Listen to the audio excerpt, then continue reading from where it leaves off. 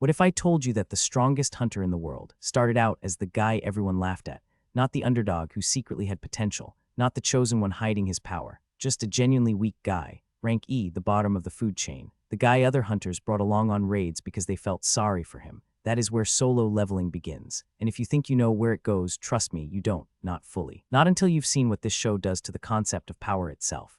My name is Echo, this is Final Arc, and today we are breaking down Solo Leveling Season 1, every major moment, every insane power-up, and every scene that made your jaw hit the floor. Let's get into it. Before we talk about Sung Jinwoo, we need to understand the world he lives in because it is not our world anymore. 10 years before the story begins, gates started appearing. Literal tears in reality, opening up across the globe without warning, connecting the human world to a dimension filled with monsters. Nobody knew where they came from. Nobody knew why. They just appeared and the monsters inside them started pouring out. The only people who could fight them were called hunters. Humans who woke up one day with supernatural abilities, strength, speed, magic, perception, and were ranked from E all the way up to S. S-rank hunters are basically superhumans, walking weapons. The kind of people who can level entire city blocks if they wanted to. And then there is rank E. Rank E hunters are the bottom, the weakest, the ones who take the easy jobs, clear the small gates, and try not to die doing it. In the grand hierarchy of this world, rank E hunters are basically civilians with slightly better reflexes. Sung Jinwoo is rank E, has been since he awakened. And unlike most rank E hunters who know their limits and stick to safe jobs, Jinwoo keeps pushing, keeps taking dangerous raids, keeps nearly dying. Why? Because his mother is in the hospital. His sister needs tuition money, and the bills don't stop coming just because you're the weakest hunter alive. This is important. Before Jinwoo becomes what he becomes, he is just a man trying to keep his family afloat. That is it. No grand destiny, no secret power, just desperation and stubbornness. Remember that. It matters later. Episode 1 wastes no time. Jinwoo joins a low-level raid, a rank E dungeon, routine work. The kind of job that should be over in an hour. And it is. The team clears it quickly. Easy money, time to go home. Except one of the hunters notices something. A hidden door in the dungeon wall. Behind it, a staircase leading down into something none of them have ever seen. Now here is where I need you to pay attention, because this is the moment the entire story turns on. A smart hunter, an experienced hunter, sees a hidden door inside an already cleared dungeon and says, "Absolutely not. We leave, we report it. We let the association handle it." But these are rank E hunters, curious, underpaid, and very, very bad at making decisions. They go in. The chamber they find is massive, stone walls, towering statues lining the hall like silent guards, and inscribed on the walls 2 sets of text. One set lists the rules of the chamber, the other lists the penalties for breaking them. The rules are simple. Do not make noise, do not stop moving, do not look at the statues. 3 rules, that's all they had to follow. They broke all 3 within 2 minutes. Someone screamed and the statues moved.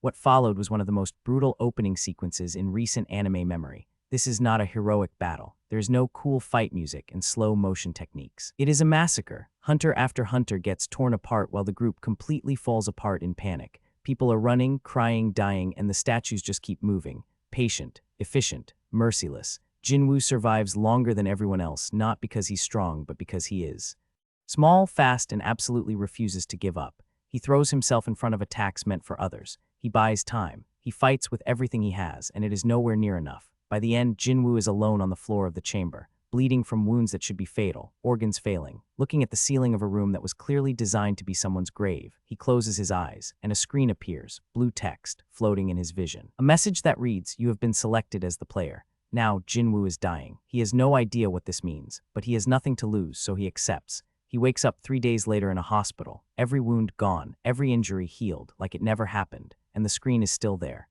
This is the moment Solo Leveling separates itself from every other anime in its genre, because what Jinwoo has been given is not just a superpower. It is a video game interface, real stats, real skill trees, real level ups. In a world where everyone is born with fixed abilities that never change, Jinwoo can grow. Let me say that again because it needs to land properly. Every other hunter in this world, their power is determined at birth. You wake up as a rank B hunter. You are a rank B hunter forever. You do not get stronger through training. You do not unlock new abilities. What you are born with is what you die with. Jinwoo's stats went up. After one training session, they literally increased. He is playing a game that no one else can see, in a world with fixed rules, and he just found the cheat code. Here is what I love about the next section of Season 1, and what a lot of people overlook when they talk about this show. Jinwoo does not immediately go public. He does not walk into the Hunter Association and say, "Hey, I think I'm getting stronger." He keeps it completely secret. He trains alone. He completes the daily quests the system gives him, and there is a penalty if he doesn't, which, yes, he finds out the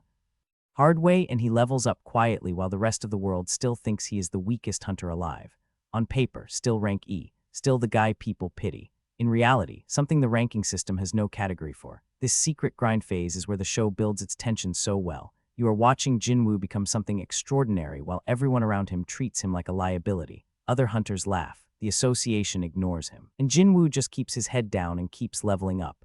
There is one hunter who notices something is different though, and she notices before anyone else. Cha Hee-in, one of Korea's top S-rank hunters. Her ability gives her a heightened sense of smell. She can literally detect the power and nature of other hunters through scent alone. Jinwoo's scent is unlike anything she has ever encountered. Not a hunter's scent. Not human in the way she understands it. Something older. Something that makes every instinct she has go quiet and pay attention. She doesn't understand it yet, but she knows. Around the midpoint of the season, Jinwoo unlocks the ability that makes him genuinely terrifying. Shadow extraction. Every monster he kills, he can raise from the dead as a shadow soldier. A loyal, silent, completely obedient fighter that exists only to serve him. No personality, no hesitation. No limit to how many he can have as long as he keeps killing and extracting. Think about what this means for a second. Jinwoo is not just getting stronger personally. He is building an army. An invisible army that no one knows exists until he chooses to reveal it. An army that grows with every dungeon he clears. An army of the dead that fights like the monsters they used to be, except now they fight for him. This is not a superpower. This is a force of nature in the making, and he is still rank E on paper. If everything before this was Jinwoo quietly becoming something extraordinary, Jeju Island is where he shows the world. Jeju Island. Fell years ago, overrun by an ant colony that evolved beyond anything hunters had encountered before. These aren't just big ants. They adapted. They developed intelligence. They built a hierarchy. They have a king, and the king is something that multiple full S-rank raid parties have failed to kill. Jeju Island is considered one of Korea's greatest failures, a national wound, a place that proved even the best hunters have limits. Jinwoo goes anyway. What happens on Jeju Island is not a battle in the traditional sense. It is a statement. Jinwoo moves through that ant colony the way a hurricane moves through a city, not with effort, not with struggle, but with absolute inevitability. His shadow army overwhelms the lower ranks, and Jinwoo himself hunts the king. The fight between Jinwoo and the Ant King is the scene that crystallizes everything Season 1 has been building toward. The Ant King is the strongest monster anyone in Korea has ever faced. Multiple S-rank hunters couldn't stop it. Jinwoo doesn't just stop it, he dominates it. And here's the thing about this fight that gets me every time. It is not just physically impressive, it is emotionally earned. We have watched this man crawl up from the absolute bottom. We have watched him train alone, level up in secret, refuse to quit when everything told him to. And now he is standing across from the strongest monster in Korea, and he is the most dangerous thing in that room. The Ant King dies. Jinwoo stands on the ruins of Jeju Island in the rain, shadows dissolving around him. And the word that hunters had started whispering finally felt completely true. Shadow Monarch. But Season 1 is not done with us yet, because after Jeju Island, Jinwoo receives a quest that takes him somewhere the Hunter Association has kept sealed for years. A dungeon connected directly to the world the gates come from. Inside, a message, not from the system, from a previous player, someone who used this same interface before Jinwoo.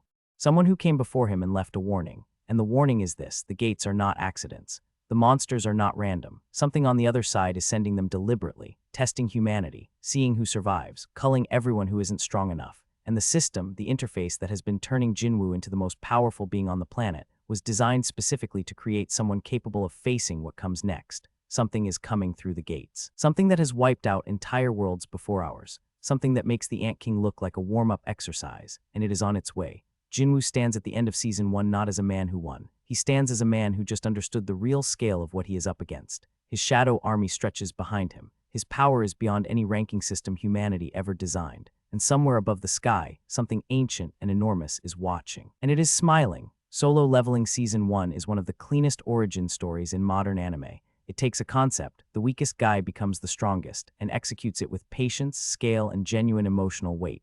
Jinwoo never feels like a fantasy. He feels like a real person who got handed an impossible tool and refused to waste it. The art is stunning. The pacing is sharp. And the final reveal reframes the entire season in a way that makes you want to start Season 2 immediately, which is exactly what we are doing next on Final Arc. Season 2, the gates get bigger, the enemies get stronger, and Jinwoo finally steps onto the world stage. Subscribe so you don't miss it. This is Final Arc. I'm Echo, and we are just getting started.